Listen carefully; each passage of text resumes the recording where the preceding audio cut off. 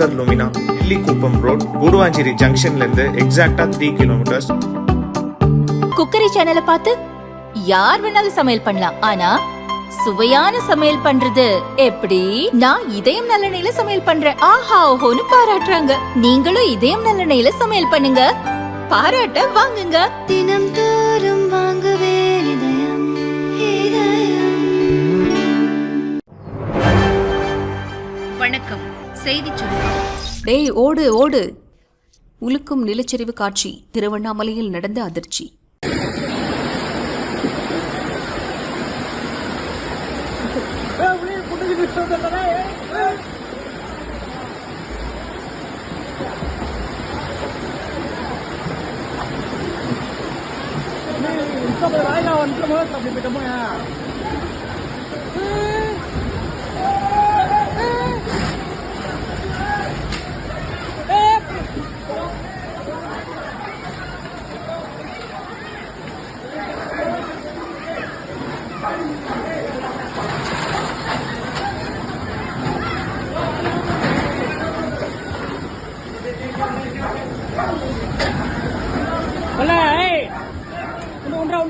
உண்டா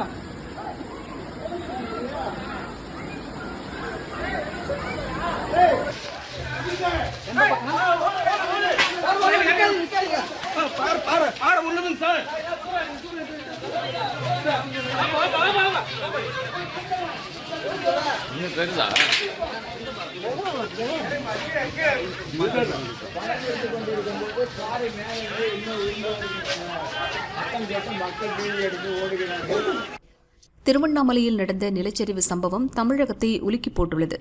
நிலச்சரிவில் சிக்கிய 5 குழந்தைகள் உட்பட 7 பேரின் கதி என்னவென்று இதுவரை தெரியவில்லை. தேசிய பேரிடர் மீட்புப் படையினர் உட்பட 200 பேர் தீவிர மீட்புப் பணியில் களமிறங்கியுள்ளனர். இதற்கிடையே திருவண்ணாமலையின் இன்னொரு இடத்தில் ஏற்பட்ட நிலச்சரிவு தொடர்பான காட்சி வெளியாகி பதைபதைக்க வைத்துள்ளது.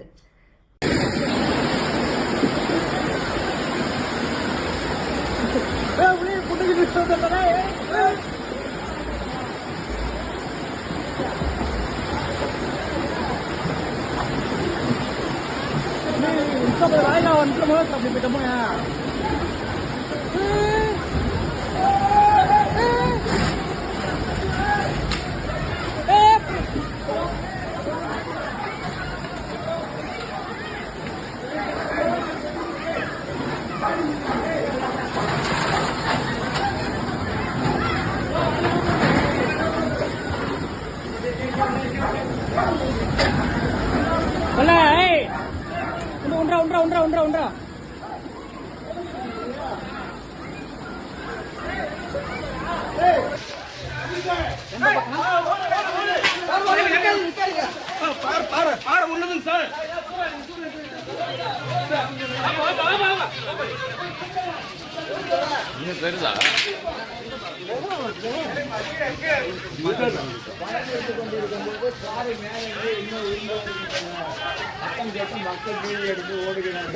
இந்த சம்பவம் இன்று காலையில் சோமவாறு குளத்தின் பின்பகுதியில் நடந்துள்ளது.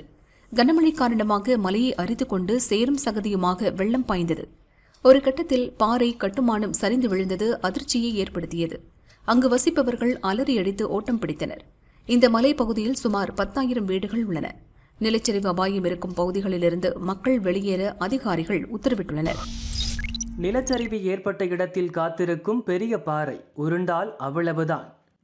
திருவண்ணாமலை மலையடிவாரத்தில் ஏற்பட்ட மண் சரிவில் சிக்கியவர்களை மீட்கும் பணிகளை பொதுப்பணி அமைச்சர் ஏவாவேலு பார்வையிட்டார். இந்த மலை பொதுவாக இந்த மண்ணும் கல்லும் கலந்த ஒரு மலை. இந்த மலை இதுவரைக்கும் மலை சரிவு என்பது நம்முடைய மலையில் ஏற்பட்டது இல்லை. ஏன்னா அந்த அளவுக்கு மழை தாக்கம் அதிகமாக இருந்த காரணத்தினால் மண் 2 தினங்களாக ஊறி மண் சரிவு ஏற்பட்டதன் அடிப்படையிலே சிறு சிறு பாறாங்கற்களும் இதில் உருள ஆரம்பித்தது. அந்த அடிப்படையில் இந்த மலைவாரமாக இந்த கீழ்ப்பகுதியில் கட்டப்பட்டு 2 வீடு மாதிரி அந்த பாறாங்கல் தாக்கம் இருந்தது. அதில் ஒரு வீட்டில் இருந்தவர்கள் அதனுடைய அதிர்ச்சி அறிந்து வெளியேறிவிட்டார்கள். இன்னொரு வீட்டில் அவர்கள் இந்த பகுதியில் இருக்கிற உறவினர்கள் சொல்வதை வைத்துக் கொண்டு அந்த புள்ளிவரத்தை சொல்றேன். 4 பெண் குழந்தைகளும் ஒரு ஆண் குழந்தையும் ஒரு பெரியவர், இன்னொரு ஒரு தாய், இத்தனை பேர் அது இடர்பாட்டிலே சிக்கிக்கொண்டு இருக்கிற ஒரு நிலை இருக்கிறது. இது எப்படியாவது அவளை காப்பாற்ற வேண்டும் என்ற அடிப்படையில் தான் மாவட்ட நிர்வாகம் முயற்சி செய்து கொண்டிருக்கிறோம் நேற்றைய தினத்தில். அதற்காக இந்த இடர்பாடுகளை களைவதற்காக மாநில அரசின் சார்பாக தலைமைச் செயலாளருக்கு சொல்லப்பட்டு அதை களைவதற்காக இங்கே வந்திருக்கிறார்கள். ஒரு தேசிய பேரிடர் குழு, ஒரு சப் யூனிட் வந்திருக்கிறது. அதன் மூலமாக அந்த பணியை ஆற்றி கொண்டிருக்கிறோம். ஒரு பாறை ஒன்று பெருசாக இருக்கிறது. அந்த பாறை உருண்டால் இன்னும் கொஞ்சம் சேதம் ஏற்படுவதற்கு வீடுகளுக்கு வாய்ப்பு இருக்கிறது. ஆனால் மலைப்பாதைகளிலே இது போன்ற சேதம் ஏற்படுகிற பொழுது இந்த மலைகளை பிளந்து எடுக்கக்கூடிய சில வல்லுநர் இருக்கிறார்கள். நெடுஞ்சாலைத்துறையின் மூலமாக அவர்களை ஏற்காடு பகுதியில் இருக்கிறார்கள். அவர்களை வரவேற்பதற்கு வேண்டிய ஏற்பாடு செய்து இன்னும் மதியானத்துக்குள்ள அவர்கள் வந்து சேர்ந்துருவார்கள். அதை கூட சரி, கீழே மண்ணுடைய உறுதித்தன்மை ஏற்பட்ட பிற்பாடு தான் பிளாட் பண்ண முடியும். இப்போ பண்ண முடியாது. இப்போ ஒரு அதிர்ச்சி ஏற்பட்டது என்று சொன்னால் மேலும் சேதம் அடைவதற்கு வாய்ப்பு இருக்கிறது. இருந்தாலும் அந்த வல்லுநரை வர சொல்லியிருக்கிறேன். அது என்ன, மண்ணினுடைய உறுதித்தன்மை, கல்லினுடைய உறுதித்தன்மை மேற்கொண்டு அந்த சம்பவம் நடந்துவிடக்கூடாது என்பதற்காக மாண்புமிகு முதலமைச்சர் அவர்கள் சென்னையில இருந்து ஐஐடியினுடைய ப்ரொஃபஸராக இருக்கிற பேராசிரியர் மோகன் அவர்களையும் அதுமாதிரி பூமிநாதன் அவர்களையும் அங்கிருந்து அனுப்பியிருக்கிறார்கள். அவர்கள் மதியானத்துக்குள்ள அவங்களும் வந்துடுவாங்க. ஆனால் வந்த உடனே அந்த குழுவாக அமைத்துக் கொண்டுதான் இந்த இடர்பாடுகளை, இந்த கற்களை எல்லாம் கலைந்த பின்பாக தான் அதில் உள்ளே இருப்பவர்களுடைய நிலைமை என்ன என்பது அரசுக்கு தெரியும். நாங்கள் அவர்கள் உயிரோடு இருக்க வேண்டும் என்று தான் நாங்கள் வந்து எதிர்பார்க்கிறோம். ஏன்னா சில நேரங்களில் இப்படி நாம் எதிர்பார்க்கிற அளவுக்கு சில நேரங்களில் இப்படி இடர்பாடுலையும் உயிரெல்லாம் காப்பாற்றப்பட்டிருக்கிறது. ஏன்னா அப்படி காப்பாற்ற முடியுன்ற நம்பிக்கையில் தான் பணிகளை நாங்கள் மேற்கொண்டிருக்கிறோம். இதுக்கு மத்தியில் இடையில மழை தொடர்ந்து மழை தொடர்ந்து தான் இருக்குது. உங்களுக்கு தெரியும், தொடர்ந்து இருந்து கொண்டு தான் இருக்குது. இந்த நிலையிலும் அந்த பணியை தொடருவோம். எங்களுடைய முயற்சி தொடர்ந்து நடைபெறும். தென்பெண்ணை ஆற்றில் வெள்ளப்பெருக்கு, வீடியோ காலில் ஸ்டாலின் ஆய்வு. ஃபெஞ்சல் புயல் காரணமாக விழுப்புரம், திருவண்ணாமலையில் கடந்த 2 நாட்களாக கனமழை கொட்டி தீர்த்தது. சாலைகளின் தாழ்வான பகுதிகளில் வெள்ளம் சூழ்ந்துள்ளது. சாத்தனூர் அணை மொத்த நீர்மட்டமான 118 அடியை எட்டியதால் அணையின் பாதுகாப்பு கருதி அணையிலிருந்து 1,68,000 கன அடி நீர் வெளியேற்றப்பட்டு வருகிறது. இதன் காரணமாக தென்பெண்ணை ஆற்றில் வெள்ளப்பெருக்கு ஏற்பட்டுள்ளது.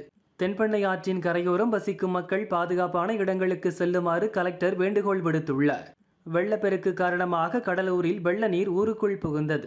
ஆற்றின் கரையோரம் இருக்கும் ஆயிரக்கணக்கான வீடுகளை வெள்ளம் சூழ்ந்ததால் மக்கள் வீடுகளுக்குள்ளேயே முடங்கியுள்ளனர்.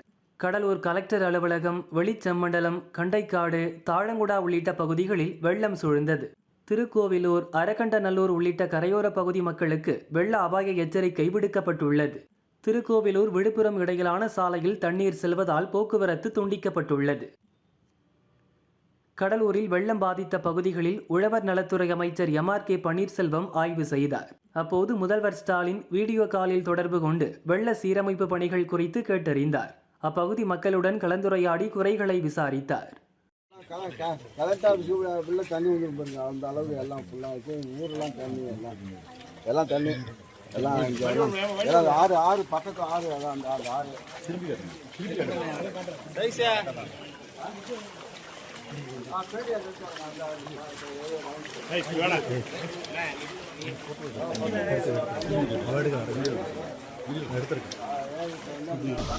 பீதியில் உறைந்து நிற்கும் மக்கள், வீடுகளை சூழ்ந்த மழை வெள்ளம். தர்மபுரியில் பெய்த கனமழையால் அன்னை சத்யா நகர், ஆவின் நகர், நந்தி நகர் பகுதிகளில் உள்ள வீடுகளில் வெள்ளம் புகுந்துள்ளது. சாலையில் செல்ல முடியாத அளவுக்கு மழை நீர் தேங்கியுள்ளது. அத்தியாவசிய பொருட்கள் வாங்கக்கூட செல்ல முடியாமல் மக்கள் தவிக்கின்றனர். நகராட்சி நிர்வாகம் உதவ வேண்டும் என கோரிக்கை வைத்துள்ளனர்.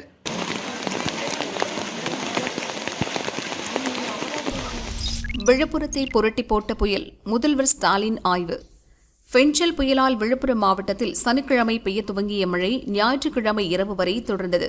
இதனால் விழுப்புரம், திண்டிவனம், செஞ்சி, மரக்காணம், கோட்டக்குப்பம் உள்ளிட்ட பகுதி மக்களின் இயல்பு வாழ்க்கை பாதித்தது. குடியிருப்பு பகுதிகள், விழுப்புரம் பஸ் நிலையம், கலெக்டர் அலுவலகம் உள்ளிட்ட பல்வேறு பகுதிகளை மழைநீர் சூழ்ந்தது. மக்கள் வீட்டை விட்டு வெளியே வர முடியாமல் தவித்து வருகின்றனர். இந்நிலையில் விழுப்புரம் மாவட்டத்தில் மழை வெள்ள பாதிப்புகளை பார்வையிட முதல்வர் ஸ்டாலின் இன்று விழுப்புரம் மாவட்டத்திற்கு வந்தார். மறுகாணம் மந்தவாய் புதுக்குப்பத்தில் உள்ள புயல் பாதுகாப்பு மையத்தை பார்வையிட்டு ஆய்வு செய்தார். பின்னர் விக்கிரவாண்டி தாலுகா அலுவலகத்தில் ஆய்வு மேற்கொண்டார். மேலும் விழுப்புரம் புதுவை சாலையில் தனியார் மண்டபத்தில் அமைக்கப்பட்டுள்ள பாதுகாப்பு மையத்தில் ஆய்வு மேற்கொண்டு அங்கு தங்க வைக்கப்பட்டுள்ள மக்களுக்கு நிவாரண உதவிகளை வழங்கினார். கனமழையால் 7 ரயில்கள் ரத்து. பெஞ்சல் புயல் காரணமாக தமிழகத்தில் பல மாவட்டங்களில் கனமழை பெய்து வருகிறது. இந்த புயல் சனிக்கிழமை நள்ளிரவு புதுச்சேரி அருகே கரையை கடந்ததை அடுத்து விழுப்புரம் புதுச்சேரி பகுதிகளில் வரலாறு காணாத மழை பெய்தது. இதனால் விக்கிரவாண்டி முண்டியம்பாக்கம் இடையே ரயில்வே ஆற்று பாலத்தில் அபாய அளவை தாண்டி வெள்ளம் பெருக்கெடுத்து ஓடுகிறது. இதன் காரணமாக நேற்றிரவு தென் மாவட்டங்களிலிருந்து சென்னை எழும்பூருக்கு புறப்பட்ட ரயில்கள் விழுப்புரத்திலிருந்து காட்பாடி வழியாக எழும்பூருக்கு திருப்பிவிடப்பட்டது. சென்னை சென்று கொண்டிருந்த நெல்லை குமரி விரைவு ரயில்கள் விருத்தாச்சலம் ரயில் நிலையத்தில் நிறுத்தப்பட்டது. 2 மணி நேரத்திற்கு பிறகு சென்னைக்கு புறப்பட்டது. இந்நிலையில் தென் மாவட்டங்களிலிருந்து சென்னை எழும்பூருக்கு புறப்பட வேண்டிய சோழன் எக்ஸ்பிரஸ், மதுரை சென்னை தேஜஸ், நெல்லை சென்னை வந்தே பாரத் விரைவு ரயில்கள் ரத்து செய்யப்பட்டுள்ளது. அதேபோல சென்னையிலிருந்து புறப்பட வேண்டிய சென்னை திருநெல்வேலி வந்தே பாரத், வைகை, பல்லவன், தேஜஸ் ரயில்களும் ரத்து செய்யப்பட்டுள்ளதாக தெற்கு ரயில்வே அறிவித்துள்ளது. கோவை தாம்பரம், கொச்சுவேலி தாம்பரம், நாகர்கோயில் தாம்பரம் ஆகிய ரயில்கள் விழுப்புரத்துடன் நிறுத்தப்படும் என தெற்கு ரயில்வே தெரிவித்துள்ளது. ஹெச் ராஜாவுக்கு 6 மாதம் சிறை, அவதூறு வழக்கில் தீர்ப்பு. பாஜக மூத்த தலைவர் ஹெச் ராஜா 2018ஆம் ஆண்டு ஏப்ரல் மாதம் ஈவேரா சிலையை உடைப்பேன் என்று தனது எக்ஸ் தளத்தில் பதிவு செய்திருந்ததாகவும் 2018ஆம் ஆண்டு மார்ச் மாதம் திமுக எம்பி கனிமொழியை விமர்சித்து எக்ஸ் தளத்தில் கருத்துக்களை பதிவிட்டிருந்ததாகவும் ஈரோடு நகர காவல்துறை மற்றும் கருங்கல்பாளையம் உள்ளிட்ட காவல் நிலையங்களில் வழக்குகள் பதிவு செய்யப்பட்டிருந்தன. இந்த வழக்குகளை எம்பி எம்எல்ஏக்கள் மீதான வழக்குகளை விசாரிக்கும் சிறப்பு நீதிமன்ற நீதிபதி ஜெயவேல் விசாரித்தார். விசாரணையின் போது ஈவேரா சிலையை தான் உடைப்பேன் என்று பேசியதற்கு ஆதாரங்கள் இல்லை என்றும் திமுக எம்பி கனிமொழி குறித்த கருத்து அரசியல் ரீதியானது என்றும் ஹெச் ராஜா தரப்பில் வாதிடப்பட்டிருந்தது. மேலும் இந்த விவகாரம் குறித்து கனிமொழி புகார் அளிக்காத நிலையில் 3ஆம் நபர் அளித்த புகாரின் அடிப்படையில் வழக்கு பதிவு செய்யப்பட்டுள்ளது. எனவே இந்த வழக்கிலிருந்து தன்னை விடுதலை செய்ய வேண்டும் என்று வாதிடப்பட்டிருந்தது.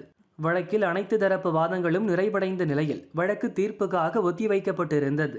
இந்த வழக்கில் இன்று தீர்ப்பளித்த நீதிபதி ஜி ஜெயவேல் இந்த வழக்கில் காவல்துறை தரப்பில் குற்றச்சாட்டு நிரூபிக்கப்பட்டுள்ளது. 2 பதிவுகளும் ஹெச் ராஜாவின் சமூக வலைதள பக்கத்திலிருந்து அனுப்பப்பட்டது என்பதை இந்த நீதிமன்றம் தீர்மானித்து ஹெச் ராஜா குற்றவாளி என இந்த நீதிமன்றம் தீர்மானிக்கிறது என உத்தரவிட்டார். இந்த 2 வழக்குகளிலும் ஹெச் ராஜாவுக்கு தலா 6 மாதம் சிறை தண்டனை மற்றும் தலா 5000 ரூபாய் அபராதம் விதித்து தீர்ப்பளித்தார். மேலும் இந்த வழக்கில் மேல்முறையீடு செய்ய ஏதுவாக தண்டனையை நிறுத்தி வைத்து நீதிபதி உத்தரவிட்டுள்ளார். குறைந்தது தங்கம் விலை, சவரன் விலை இதுதான். ஆபரண தங்கத்தின் விலை ஏறுவதும் இறங்குவதுமாக தொடர்ந்து கண்ணாமூச்சி காட்டி வருகிறது. சென்னையில் கடந்த வெள்ளிக்கிழமை சவரனுக்கு 120 ரூபாய் குறைந்த தங்கம் மறுநாள் திங்களன்று 560 ரூபாய் உயர்ந்தது. இன்று காலை வர்த்தகம் தொடங்கியவுடன் தங்கத்தின் விலை சவரனுக்கு 480 ரூபாய் குறைந்தது. கிராமுக்கு 60 ரூபாய் குறைந்து 1 கிராம் 7090 ரூபாய்க்கும் சவரன் 56,720 ரூபாய்க்கும் விற்கப்படுகிறது.